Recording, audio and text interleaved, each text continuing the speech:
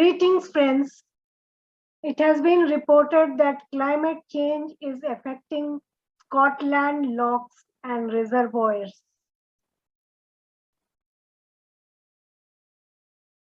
New research by the UK Centre for Ecology and Hydrology, UKCEH, has shown climate change is already causing a rapid, extensive warming of Scotland's lochs and reservoirs. The report produced for CREW, Scotland's Centre of Expertise for Waters, warns that the risks to water quality and biodiversity are expected to increase with projected higher air and water temperatures over the coming decades. Data show that 97% of monitored Scottish lochs and reservoirs increased in temperature between 2015 and 2019, while most of these standing waters, 88%, warmed by 0.25 degrees centigrade to 1.0 degrees centigrade per year over this period.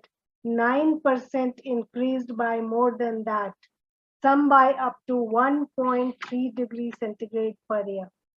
With water warming at a faster rate than climate, a projected increase in air temperature of 2.5 degrees centigrade in Scotland between 2020 and 2080 would result in a 3% centigrade, 3 degrees centigrade rise in lochs and reservoir over that period.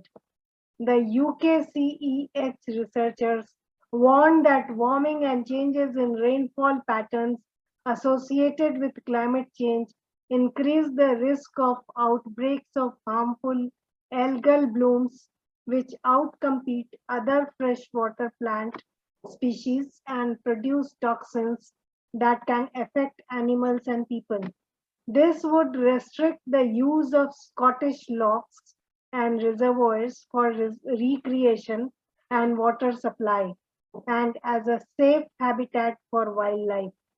Freshwater ecologist Dr. Linda May of UKCEH, the lead author of the report, says this research has shown for the first time that climate change is already warming our lochs and reservoirs in Scotland, and that this trend is likely to continue. It provides early warning of the potential impacts of climate change on biodiversity, water supply, and recreational use, and highlights the need for mitigation measures to be put in place as quickly as possible. The report provides evidence to help regulatory and conservation agencies, water managers, and policymakers plan future strategies to mitigate and adapt to climate change. It makes a number of recommendations. These include reducing the amount of phosphorus and nitrogen entering lochs and reservoirs from their catchments, because these are the other main driver of algal blooms. These nutrients are present in synthetic fertilizers as well as human and animal waste, and sources of pollution in lochs and reservoirs include farm runoff and water discharges. Actions such as the creation of buffer strips and constructed wetlands are already underway in many catchments across Scotland aimed at reducing nutrient inputs. The report published on CREW's website says targets for the regulation of nutrients may also need to be reviewed in the light of climate-driven warming. The authors also recommend further monitoring and research to improve our understanding of climate impacts on the complex functioning of our lochs and reservoirs. Of particular interest is when those ecosystems and their biodiversity are likely to reach crucial tipping points beyond which there may be no return.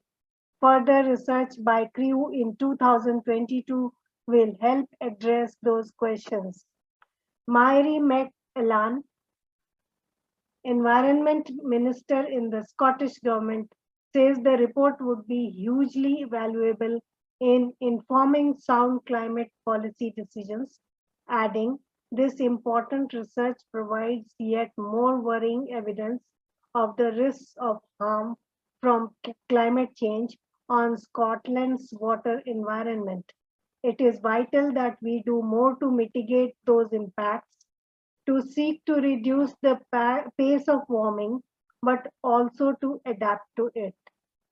That's all for today. Keep on watching Global Perspectives for more information like this. Thank you.